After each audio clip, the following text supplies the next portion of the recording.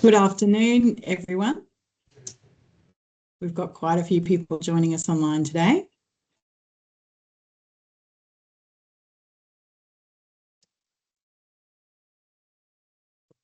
If we have everyone in, I think we're pretty good.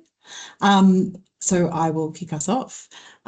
Good afternoon, everyone. I'm Amy Crawford. I'm the CEO of the Australian Local Government Association, and we are absolutely thrilled to be here today hosting the second of our AI series webinars with the lovely Nick Abrahams, where we will look in more depth about AI and how we can use it in our local government sector. So thank you so much for joining us here today.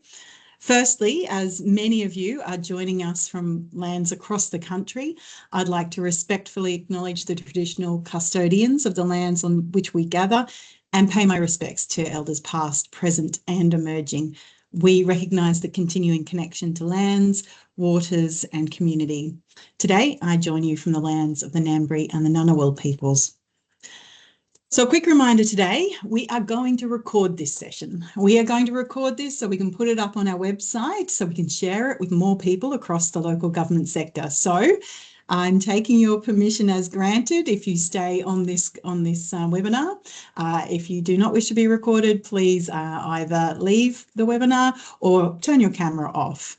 And there are a few hundred of us at the moment, so please make sure you have yourself on mute. And probably best to keep those cameras off anyway, given there's so many people on the line. Housekeeping is done, so really keen to kick into this. We've got a series of some of the most exciting and important changes happening right now in local government, specifically around generative AI. Today we'll be exploring practical AI for local government, law, ethics and successful rollouts. This session will give you a clear roadmap for selecting, governing and delivering AI projects that are legally compliant, important, legally compliant, ethically sound and operationally successful. And to lead us through this world of AI, we have the wonderful Nick Abrahams has returned to us for the second of our four-part series. So thank you so much for joining us today, Nick. Now, some of you may know a little bit about Nick, but for those who don't, let me just give you a bit of a background. Nick just doesn't talk about the future, he's building it. He created award-winning Parker, the world's first AI-enabled privacy chatbot. Parker was successfully rolled out in 6 countries. He's the co-founder of LawPath, an AI-powered digital legal services platform with over 500,000 customers. LawPath recently received an investment of $10 million from a major bank. So nice work there, Nick. Nick has spent the last 10 years as a global technology and innovation leader at the international firm Norton Rose Fulbright. His hands-on work in AI earned him an appointment as an adjunct professor at Bond University, where he researches AI and teaches 4 courses on AI productivity, innovation and human-led leadership in a tech-driven world. Nick is the winner of the Financial Times newspaper's Asia Innovator of the Year award. Hey, congratulations, Nick. I've just learned that. So congratulations. And he has advised on both Berkeley and Stanford universities on their legal AI training programs. He works extensively with organisations and governments on AI strategy, training, implementation and governance, including recent collaborations with the United Nations and the International Monetary Fund. He is a LinkedIn top voice in technology, the author of 2 Amazon best-selling books, Big Data, Big Responsibilities and Digital Disruption. He's on the boards of Vodafone Foundation and world-leading genomics research organisation, the Garvan Foundation.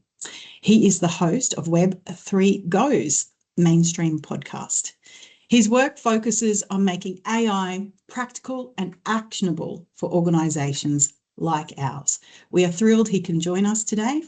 Nick will take questions at the very end of the presentation, but because there's a few hundred of us, it will be through the chat bar on the side. So as you're thinking and listening to the great thoughts of Nick, if you have a question, pop it in the chat bar.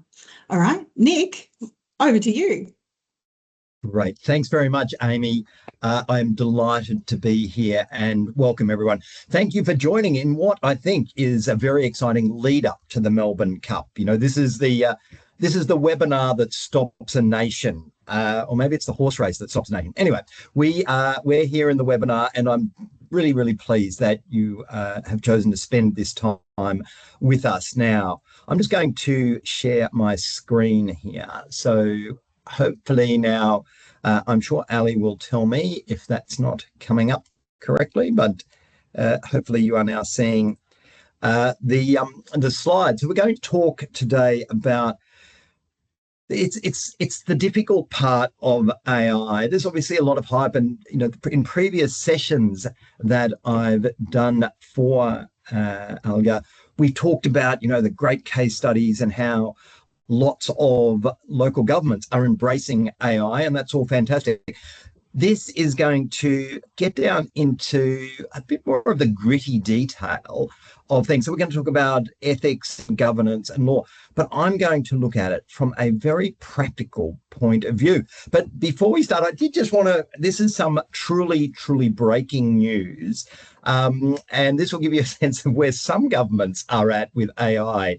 So there was an announcement just last week that Albania's AI minister is in fact pregnant with 83 digital assistants, according to the Prime Minister. So for some of you, I suspect you didn't know that Albania has an AI minister, and certainly it's probably news to most that that minister is now pregnant with 83 digital assistants. This is a very interesting and somewhat unusual proposition. So Albania, back in January of this year, they launched Diela, who it's a chatbot. It's a government chatbot, talks about government-related things and answers government-related inquiries for citizens of Albania. So far, so good. That's January. Then in September, Diela has done such an extraordinary job as the government's chatbot that the Prime Minister appoints Diela to cabinet as the first ever digital minister of Albania, entrusted with, and get this, all decisions on public tenders, as we know that Diela is corruption-free. So we're sort of starting to get into unusual territory here, which I feel like they then doubled down on in October, where they said that Diela is in fact now pregnant with 83 little digital assistants on the way. And what those assistants are, there's each member of parliament gets their own digital assistant, and that digital assistant is designed to help people, help those MPs understand how they should be making decisions on policy. And also, fascinatingly, when they are not present in parliament, the digital assistant is present in parliament, listening out for any references to that MP, and particularly any derogatory references, and then will craft a witty retort that MP can use when they come back. So well done to Diela. That has been a staggering year. And I think, to put that into sharp counterpoint, this is Jamie, the Singapore government's chatbot, who started in the similar role to Diela a few years ago. But poor Jamie had a very different ride. So Jamie was doing a great job explaining to citizens how to use government services, until, unfortunately, when asked how to about safe COVID practices, Jamie started describing how to put a condom on, and so the Singapore government didn't think that was too great. They don't have a real sense of humour about that, and so that is the last we've seen of Jamie, the Singapore government's chatbot. So there you go. We start with a tale of two chatbots. Now we're getting into today. What are we going to talk about? So what I'm trying to do for you is to make this very practical. For many of you, those, the title law, ethics, and governance, it's not really the stuff to make one's pulse rate, one's pulse race. And so I'm going to talk about these things today. I'm going to talk about what I think are really the critical aspects of any successful AI rollout. I'm going to talk about data. I'm going to talk about mapping your AI footprint. I'm going to talk about privacy and data protection, which is such an important part of any AI project. going to talk about transparency. What should you be saying to your stakeholders, to your citizens around your AI projects? Also risk, assessing risk, managing risk, mitigating risk. Then an interesting one, workforce management, because you don't make AI decisions in a vacuum. It's a very human decision. There will be people within your organization that will be impacted by your use of AI, and you do need to take that into account. I'll give you some examples of that. And then finally, we will finish off with some legal issues. So just to refresh, for those of you that joined last time, the way that I think about AI within any organization is a pyramid. And this is the local government AI pyramid. At the base of the pyramid is 100% of your people. 100% of your people could be using universal AI. So that could be ChatGPT, the free AI solutions, could be something like a Microsoft Copilot. So we can get 100% of people in that. But then we start to get into areas, what I call focused AI, which are very specific AI solutions. Perhaps they're around customer service or around finance or planning approvals and so forth. Very focused, targeted solutions. Fewer people using them, but great opportunities, great ROIs from these solutions. And so that's how I think about this. For today, I'm going to talk generally about all AI projects and how you think about. Obviously, some of these things will be more relevant to the more focused AI solutions, whereas others will apply across the board to a ChatGPT or a Copilot style rollout. Now, as my mother always used to say to me, it's great, you should learn from your mistakes. And so that's okay, I guess. But I find that, experience always comes about a nanosecond after you really needed it. So it would be better to know things before you have to make the actual mistakes. And the issue with AI projects is that we know that at least 40 to 50% of them fail. So this is a very high risk, and particularly risky for your career, my career, all of our careers. If you are going to be running an AI project, you run a risk that project will not work. And so you could learn from your mistakes, or we could do what we're going to do today, which is, I always think it's better to learn from other people's mistakes. And there's no shade and proud here. I'm not delighting in the mistakes of others, but what I'm going to talk about today is to give you stories around what hasn't worked particularly well for AI within various organizations. And so that's not to say that I'm negative on AI. There's a lot of bad stories here. For those of you that have seen the other presentations that I've done, you'll know that there's lots of great upbeat case studies that I have around AI for local government. So I'm very, very positive on it. But I think for the purposes of today, rather than giving you a long laundry list of here are your ethical considerations and, here are your legal considerations, I'm going to tell stories because I think we learn better through stories. And so that'll take us to our first topic, which is data. Now, in my experience, and I have now done hundreds and worked on for clients, hundreds of AI projects. And it is clear to me, and this is supported by relevant research, the number one cause of success or failure in your AI project will be data. Data is your classic frenemy in this situation, because if you've got great data, then you will have a great AI project. But the problem is, for most of our organizations, the data isn't in great shape.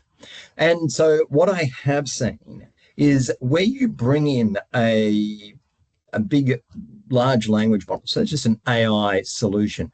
So you bring in the AI solution and you allow it access to a large unstructured database. So that might be, for example, in the one that I've seen in a law firm environment, where you've got the large language model has access to the email, all the emails within the organization.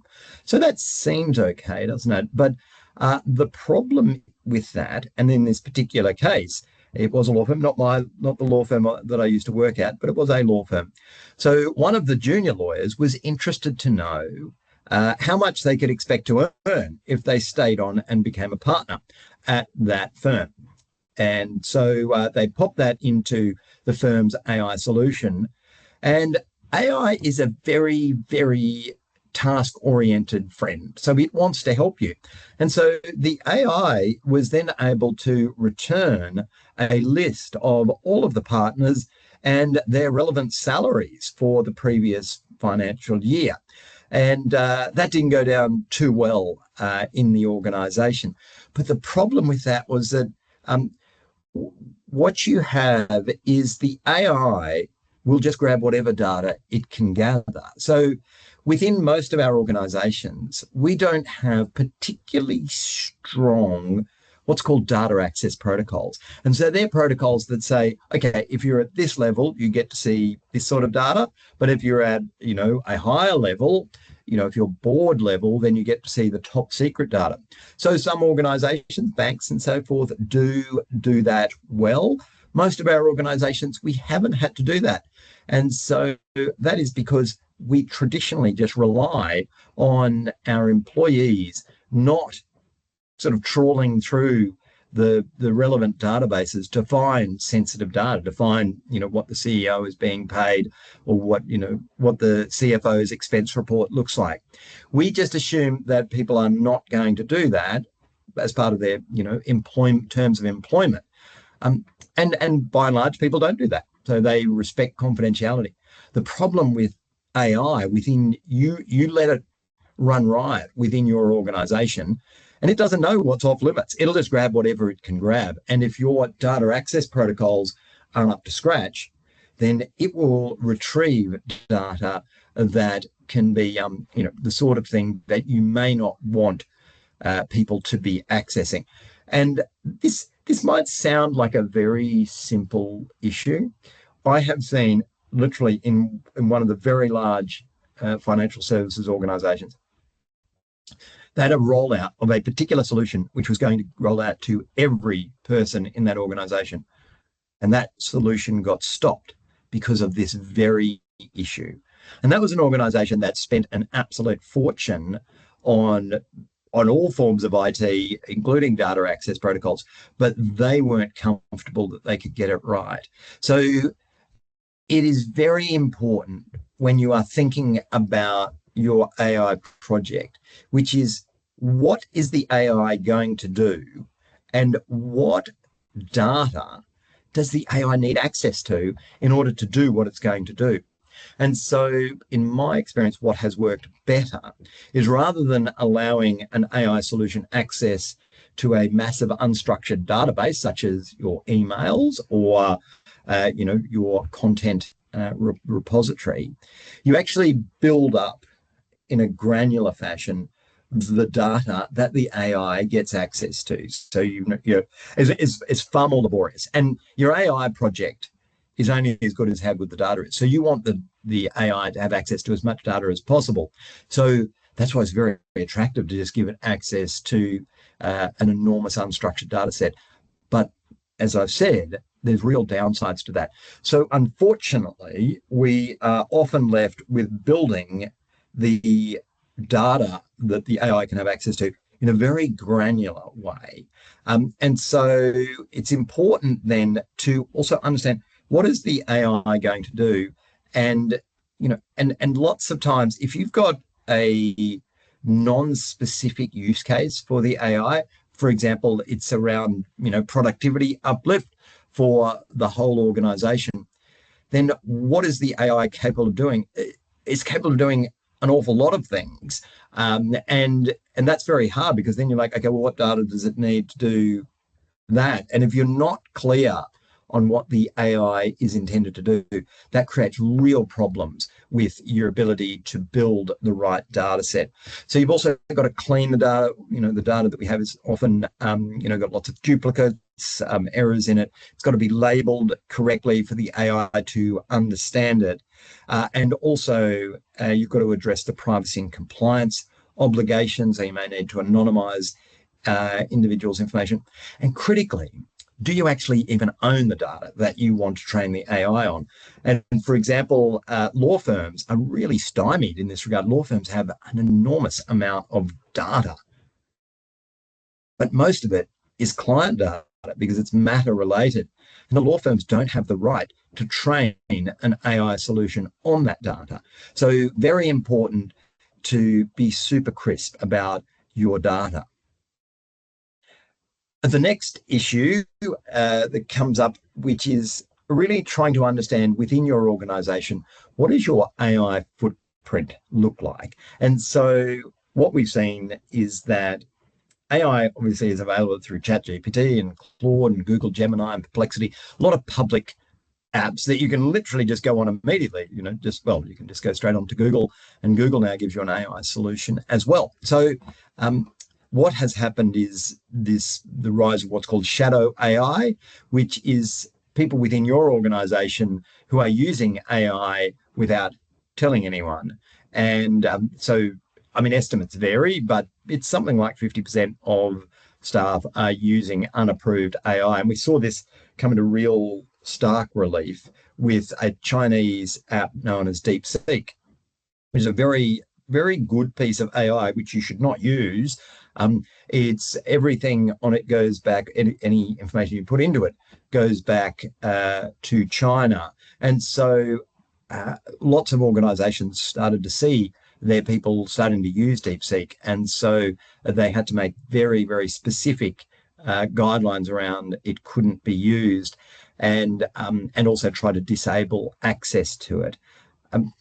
Interestingly, with the public AIs, I'm a fan of allowing people within your organisations to use the public AI. Just ChatGPT is a great example. The New South Wales government has guidelines around the use of ChatGPT. So it is approved to use, but you have to use it within guidelines. And so I think that is a better way of reining things in, so that you understand you've given people access to a tool. If they don't have access to a tool inside your firewall, you've given them access to a tool, and we'll see how they go.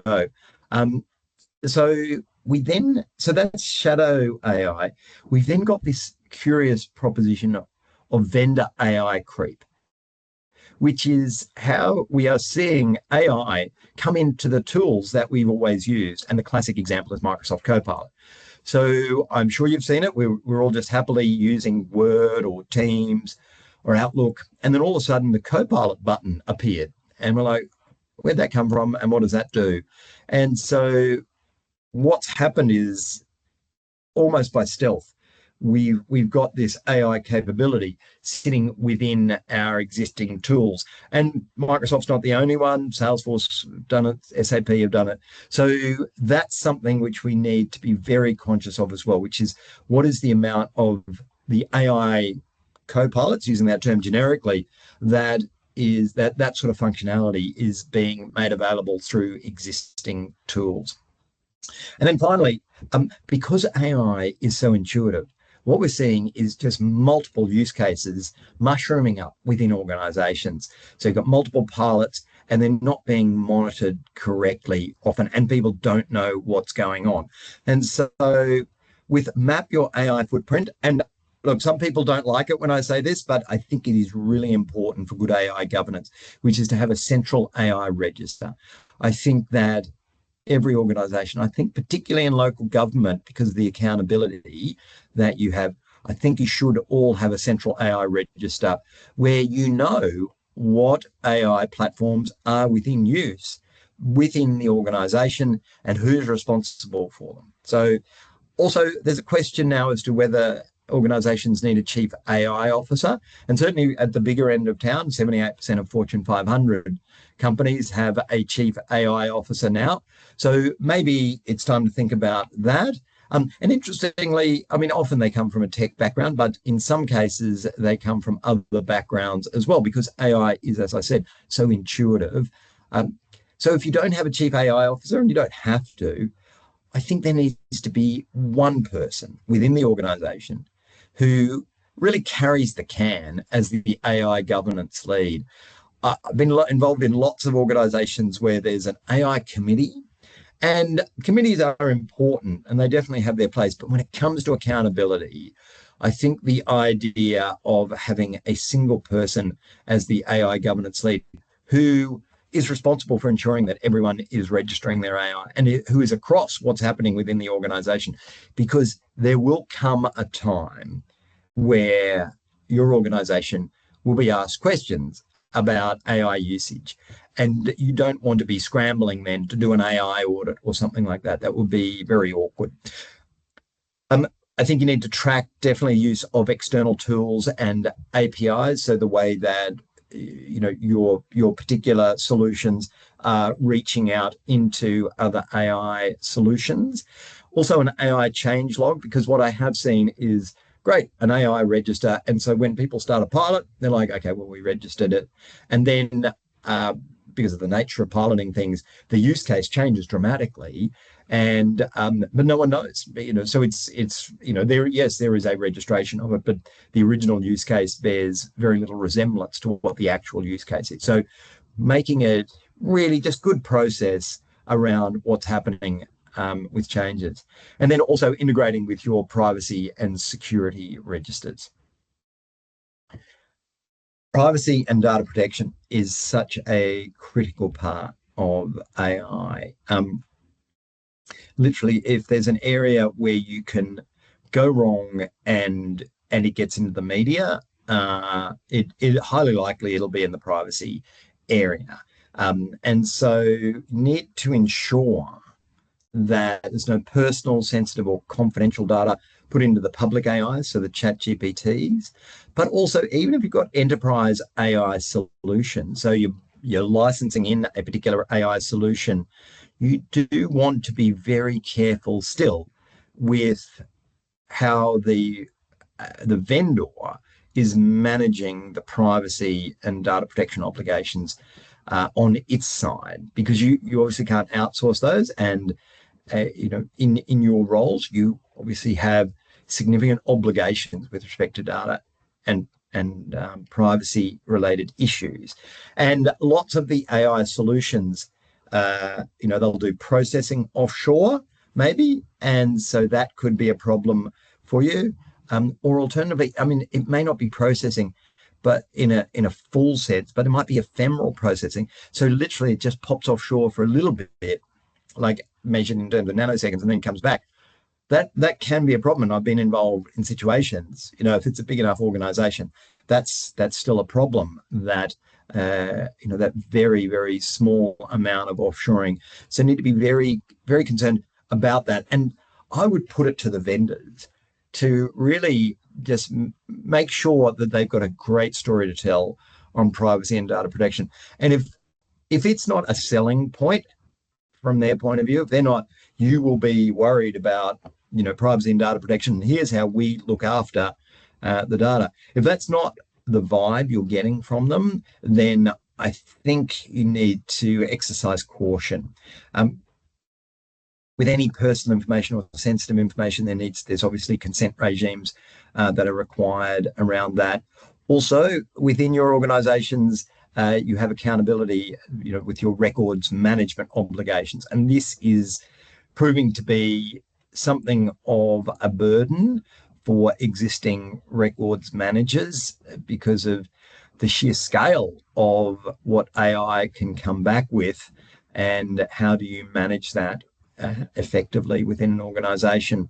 And of course, cybersecurity is a great one. I'm not going to talk about that. That's a webinar. That's a whole conference in and of itself.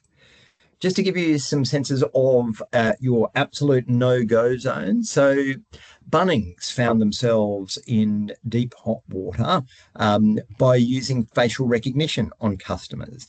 And so Bunnings was doing it because they were concerned about shoppers who had engaged in criminal or violent behaviour in a Bunnings store previously.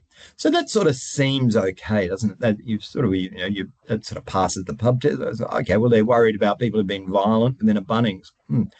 But what they then did was to use facial scanning on every customer that went into Bunnings to see, if they were, if they were someone who had behaved violently or stolen something in the past.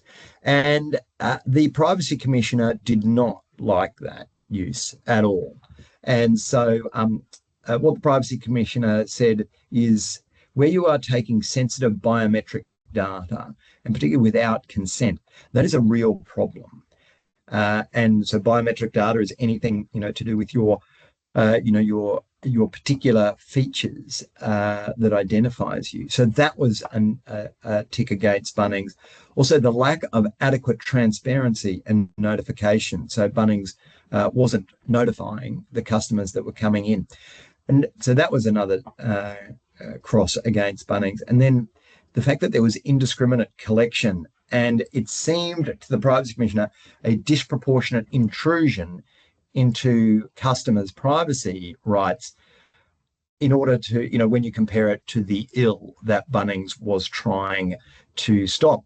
And the Privacy Commissioner also noticed that there were other solutions available. So, Bunnings, had an adverse finding against them by the Privacy Commissioner. Interestingly enough, came up, have just been found literally only a month or two ago to have done a similar sort of thing. Came up, was using facial recognition to identify shoplifters and who had previously identify customers who were coming in who had previously stolen things. And once again, Privacy Commissioner not happy with that, and another adverse finding. So, really, facial recognition is, if you are going to do it, you would need to have a very, very good reason and do a lot of soul searching around how appropriate that is. There's a company called Clearview AI, which has been fined in a lot of countries. And so they have a database of people that they've got from scanning the internet, and particularly social media sites and so forth. I know organisations within Australia who have bought solutions from Clearview AI. Obviously, that is not something you want to be doing. So anything to do with facial recognition is really, it's an area where you should tread very carefully. So with the hallmark, the foundation stone of privacy is around consent given by the individual for the use of the data. And so there was a case of a Korean chatbot, so Liluda, which is a conversational bot. It was a 20-something Korean girl. It was the chatbot, that was the persona. And what the developer had done is they trained Liluda, the chatbot, on content that they got from their other apps. So their other apps were around relationship analysis. And so they grabbed that information from the relationship analysis apps and then used that information to train Liluda, a new bot. And so they were found to have breached South Korean privacy laws because of inadequate notice to people and lack of appropriate consent. So we need to be very, very careful if you are going to be using anything to do with anyone's personal information, then you need to get the consent right. Now, there's an interesting case with IMED Radiology. And so IMED runs a lot of radiology practices in Australia, and they gave a lot of their scans to Harrison AI. Harrison AI is it's an amazing Australian AI solution that is able to interpret scans, and it's very good at identifying cancers and so forth. But the Privacy Commissioner was unhappy with IMED giving those scans over to Harrison AI without consent. Now, interestingly, there was not an adverse finding against IMED in this situation because they had de-identified the scans. And so there is that opportunity there. And one needs to be very careful with relying on these sorts of defenses. But if you can truly de-identify the data, then you could be allowed to use it. So what you must do if you are doing anything to do with an AI, please do a privacy impact assessment. You can see there's plenty of examples out there on the internet. You can go to the Office of the Australian Information Commissioner, great stuff there. But what you need to do is to map information flows, so understand exactly what data is going to be used and what is the exact use case.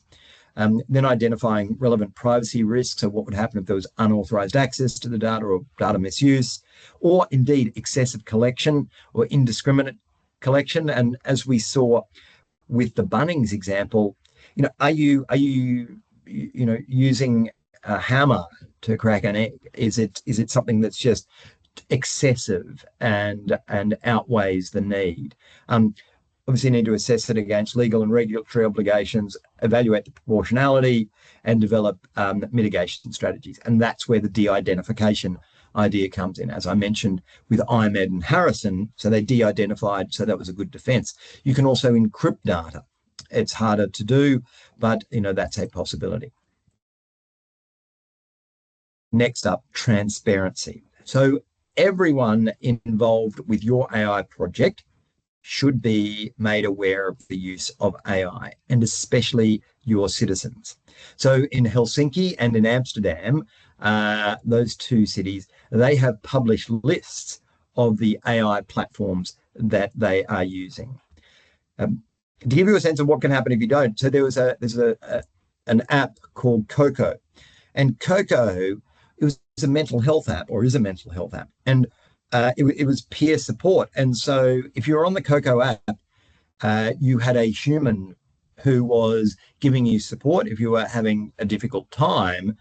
And what Coco started doing is allowing the human peer support person to actually generate the responses that they were giving to the app user using AI. And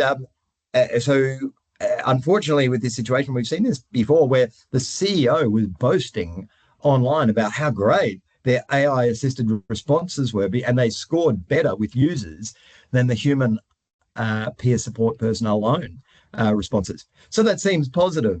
Not so much for the users. The users felt duped, and there was a major scandal about it, because the users were not aware that the AI was involved in what they called simulated empathy. So you do need to be very, very clear with the world around your use of AI. And the way that manifests is a transparency statement, which you should have on your websites. And here's an example from the Queensland Rural and Industry Development Authority. This is their transparency statement. There's a lot of transparency statements out there. What it should cover is, what is the purpose? Why are you using various AI solutions? And that's why I talked about this idea of make sure you've got a list, because you should have a transparency statement, and can't do a proper transparency statement if you don't have a proper list. So what's the purpose? What's the scope of the AI? Making it clear what is the human oversight of the AI, so you're not just letting the AI run amok. Where your data sources are, what data is it learning from? Obviously, covering off in great extent the data privacy and protection mechanisms you've got in place. Talking about consent and choice. So, do people have a choice? Could they get the services any other way? The limitations of the AI and the accuracy, and also the accountability, and importantly, who to contact if you are not happy. So I would encourage you, if you do have AI running, you should have a transparency statement out there. Risk. So AI is terrible at highly regulated or complex areas. So this is an example of the New York City had a chatbot. It was a business. It was for small businesses in New York, and it got into a bit of strife because it just got things wrong quite a lot.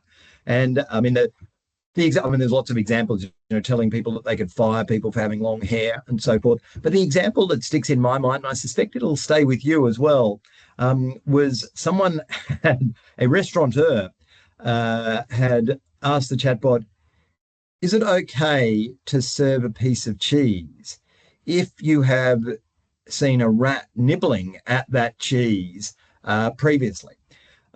So one would assume, I mean, I don't know much about food regulatory laws in New York City, but I would assume you're not allowed to serve up cheese that has had a rat chowing down on it. Not so the New York City's chatbot. New York City's chatbot gave a clean bill of health, so to speak, and said, yeah, that's fine. You're allowed to serve the cheese. You just cut off the bits the rat has been chewing on. Sorry, I know that that probably will stick with you a little bit too long, but that was the level of sort of erroneous behavior that this chatbot was doing. And the problem with this, there's two problems with this chatbot, I think. That one, it was poorly trained. It was trained on old PDF documents, which are out of date. So that's a problem. And I think they were just biting off more than they could chew. Sorry, honestly, I didn't mean to have another rat cheese image there. But I think it's important to recognize that there are real limits. This is an example, Babylon Health. So this was an app that was a symptom checker, and it unfortunately was not very good at giving health advice, and it would confuse symptoms of colds. What they said was a cold actually was a heart attack. So that's not good. It's obviously a high risk proposition. So not only did they really go hard on the idea of, this is a high risk area, people's health, people would die, literally. And so they went into a high risk area that has lots of nuances, but they made very bold claims. Normally, if you're going into a high risk area like that, you might be super cautious and say, this is just some ideas, so you should see a doctor. But no, they claimed it was on par with doctors. So at one stage, it was valued at $4 billion. So Babylon Health is no longer around. Tax apps. So tax, of course, incredibly complicated. So there's two major tax providers, online tax providers in the US, TurboTax and H&R Block. Both of their chatbots were found to be wrong between 30 and 50% of the time. So in areas that are complex, you need to be very cautious. And so I would say, so with LawPath, my business, we've had 500,000 people go to LawPath and ask for legal support. But that doesn't happen by just letting the chatbot run riot. There's human oversight. And so with anything, if it is regulated or high risk, then you definitely need human oversight there. This is an example of Canadian Airlines had a chatbot that gave incorrect advice about a particular airfare. And interestingly, the Canadian Airlines in the relevant court case, Canadian Airlines tried to claim that the chatbot was a separate legal entity, much like a company is a separate legal entity to the humans who either work in it or govern it. It's not surprising that the court thought that was not accurate. And so Canadian Airlines lost. So you will be found liable for whatever your chatbot decides to say. This is an example of the chatbot that I built that Amy very kindly mentioned at the beginning. This is Parker. Now, Parker, I built Parker, it's almost 8 years ago now. So well before ChatGPT and so forth. But it only took about 30 hours to build, and I used a chatbot as a service provider. And the thing that made Parker work, it was very successful. We ended up rolling them out in 4 countries, all built by lawyers, not built by IT people. And because Parker was a closed loop solution, so we knew the data that it had access to. So we knew that it couldn't go wrong, and we monitored that thing very carefully. So and the tech now is so much better. So it probably wouldn't take 30 hours to do it now. It'd probably take 3 hours. So just in terms of managing risk, I think start in the shallow end. Let's not dive deeply into heavily regulated areas. Minimize the consequence of error. So really go to those areas where if you get it wrong, it's not going, certainly it shouldn't be life-threatening. Keeping a human in the loop, checking the training data, the New York City example, using old PDFs, that's just starting badly. Excuse me. Be wary of automated decision making. So if the AI is making decisions, need to be very, very careful about those decisions and have humans involved in that. Use trusted, auditable platforms and test a lot, and certainly disclose to people that you're using it. Workforce management. So, as I started with, I think we need to be very conscious that AI is not a pure tech proposition. There will be people within your organization and your citizens who will be impacted by the use of AI. And with that particularly, I'm thinking about job displacement. And so we need to, when rolling out AI, consider all stakeholders. And the union movement, so particularly the ACTU and the financial services sector union, they're very strong on this idea that there should be mandatory consultation before AI usage. So I think it's a very important issue. Obviously, if you're just doing pilots, maybe it's not as critical. But if you are thinking about some form of productivity enhancement at scale that might impact jobs, then that is an issue that needs to be dealt with very sensitively indeed. And you also face the potential issue that poor old Commonwealth Bank, and you don't hear those words often, poor old Commonwealth Bank, but they so Commonwealth Bank came out and this is only earlier this year and said, we're unbelievable. We've figured out how to automate the call center using AI. And so we're letting go 45 call center employees. So, they weren't gleeful about that, but it was a comment really directed at, we have arrived and, we're leading with AI and look at the productivity benefits we're getting, taking out 45 jobs. So unfortunately, 3 weeks later, CBA had to re-employ those people. So, a lot of awkward press releases around that because the AI in the call center just didn't live up to the expectations. And so we've also seen that with a fintech called Klarna. So they had 700 employees that they laid off because AI was going to replace them all, and they have had to re-recruit many people to replace that. So one needs to be very careful, with managing this idea of job replacement incredibly carefully, but also you want to make sure that your productivity and the capability of the AI is fully baked before you actually let anyone go. Getting to the final furlong, to use a Melbourne Cup analogy. So as we race towards the end, so the legal issues. Once again, there's lots of legal issues I could talk about. I don't wish to bore the socks off you with that. Couple of really important issues though. With AI created output. So in Australia, particularly with intellectual property rights. So normally if you were to, let's say you were to draw a drawing. So the minute you drew that drawing, that would be protected by copyright because you had drawn that, and copyright laws just protect your the output of your creative instinct. So well done, you get copyright protection with that.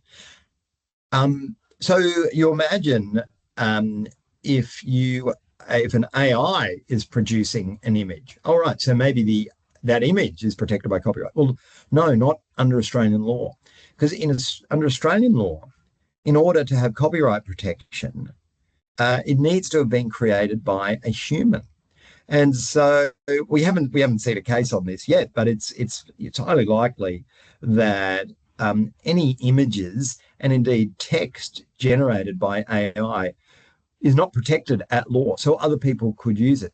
So my advice is just be careful, particularly for any folks working with creative agencies that might be, producing collateral and all sorts of digital graphic assets. If they're using AI to create that, then highly likely there's no protection in those. So their ability to give you the IP it doesn't exist. And also others could use that image without any repercussions.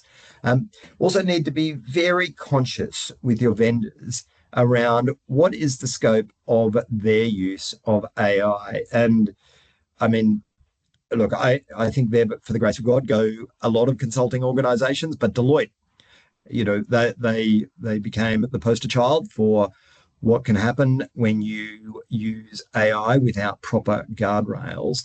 And so with this, Deloitte had a contract with the federal government to produce a report. They produced the report. They got paid $440,000 for the report. So decent piece of consulting revenue there. Unfortunately, what was found is that there were multiple factual errors in the report, and it became very clear that Deloitte had used AI to create elements of the report. Now, I'm not suggesting for a moment that that report wasn't amazing or worth $440,000.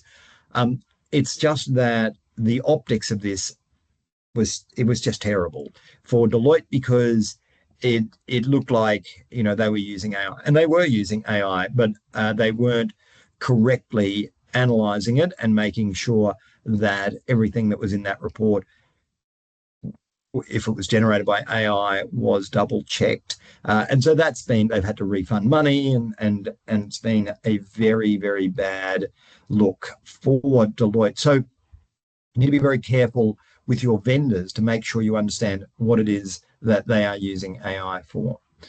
In terms of legal issues bias, AI just has bias inherent in it. It's not because the tech is biased, it's because the data that it's learned on is biased. So it's just downloaded the bias, because data sets have a natural bias in them, because that's just the way that the internet works. And so there was the case of the Dutch government. There was a childcare benefit algorithm that falsely accused certain minorities of fraudulently claiming this childcare benefit. So that bias actually brought down the government.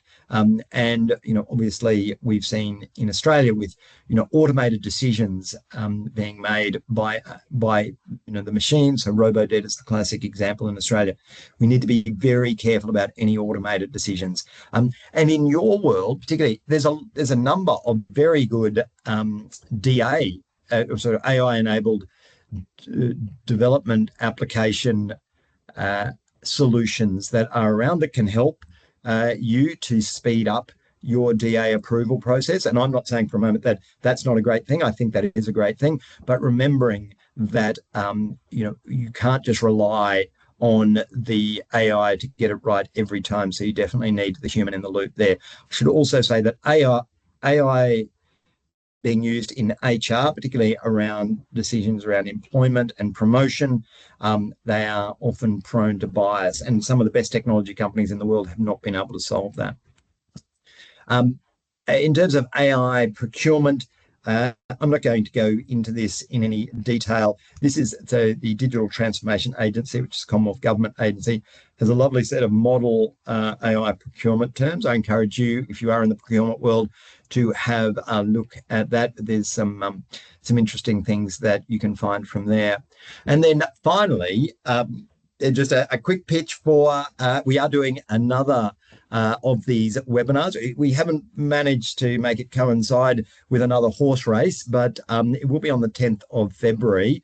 And we're going to talk through there the 6-step AI strategy for local government. So I've done a lot of work with organizations with actually deploying AI. And so this is going to get more into the very much the practical aspects of how you go through to assess a particular project, and then you plan for it and piloting it, and then how you manage to actually scale and integrate it.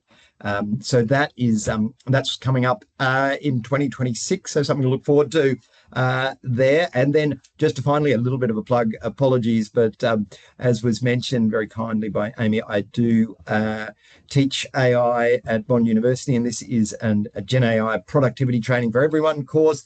So we've had a lot of people have done it. Just takes 4 hours, and you'll be able to be very comfortable with using AI within your organization to enhance your productivity. And feel free to connect with me on LinkedIn. I post a lot of information about AI and such things. So would love to be friends on LinkedIn. And so with that, I'm going to stop sharing, and we are running perilously close to time. So I'll just say, there we go. So I have a few questions here in the chat. Yeah. We got so from Rachel, lots of companies jumping in too fast with AI without stepping back and considering the legal side prior to introducing it. Look, I think that's right. I don't want to get too caught up on the legal side, particularly if you are going to be just piloting something. I am a lawyer by training. We have a way of certainly looking at lots of different things and going down lots of rabbit holes. I think there needs to be a balance between legal risk and innovation. And so I would say, I mean, there's obviously, facial recognition. I think, you want to be super careful about that. Anything to do with personal information, yes, be very careful around that. But I think I don't think let the legal sort of tail wag the dog of innovation. So I think you can be, a little bit, more engaged to get into things. And then I'll read Sad. Thank you very much. Here we go. So Sad is saying, so while the recommendations around AI privacy and security are valuable, they appear to be more aligned with the needs and maturity levels of large enterprises. However, in the local government context, many councils are still in the early stages of AI adoption. Some have yet to implement AI at all. As such, the appetite and budget to address advanced AI privacy and security frameworks may be limited. It'd be helpful to see guidance tailored to varying levels of AI maturity, especially councils just beginning their AI maturity. So I agree entirely. There are all sorts of levels. I think that hopefully with what you have heard today, what I'm intending to get across is it's almost a common sense approach to AI. I appreciate that, many councils do not have the resources of mega corporations. But by telling the stories today, what I would hope that you will get from that is this is common sense at the end of the day. And there are some no-go areas on the privacy side of things. So if there is personal information, that would be a bad idea. If there is automated decision making, that's a bad idea as a starting point. If you're Bunnings, maybe you want to have a crack at it. So I think that really, if you take what I've talked about today and then use that as a rough framework, I think hopefully that will give you a sense of things. I'm not saying for a moment that every AI solution needs to spend, you need to spend $20,000 on a privacy impact assessment. But do I think that someone needs to have said, what about the privacy risks of this AI for every AI project? Absolutely. I think that is critical. You don't have to pay a consultant 20 grand for that, but someone should say, are there any AI issues? And if there's no personal information, there's no AI issue. So very good. Well, we have just come up to that. I come up to 2:30. And so with that, I will hand back to Amy. Thanks so much, Nick. And I will not look at a piece of restaurant cheese the same ever again. Apologies. Thank you. Apologies for that. At least in New York. Stay away from New York restaurant cheese. New York. We're really good here in Australia. Keep an eye for the Normarks. I'll do that. So thank you again for your wonderful presentation. Stories to help us think ahead before we implement those key elements on privacy and risk concerns. We know this will be helpful for us in our work. We know this will be helpful when talking to both internally in terms of operations and externally to our constituents, citizens, those who we serve. So thank you so much for your time on that. As you did a little prelude, there will be another webinar. We're really looking excited to the next webinar, which is Fast Track, a 6-step AI strategy for local government. So really looking forward to that practical session. With purpose, we have done these bite-sized. So another 1-hour session on the 10th of February for people who would like to jump on and register so that you don't forget. A really big thank you, Nick, for sharing your expertise today. And we will see you, Nick, at the next AI webinar in 2026. I can't believe that. I can't believe that. And thank you to everyone out there who has joined us today. We're really grateful that you are keen to also learn more and help your local governments. Have a great afternoon, everyone. See ya. Thanks, Amy. Thanks, everyone.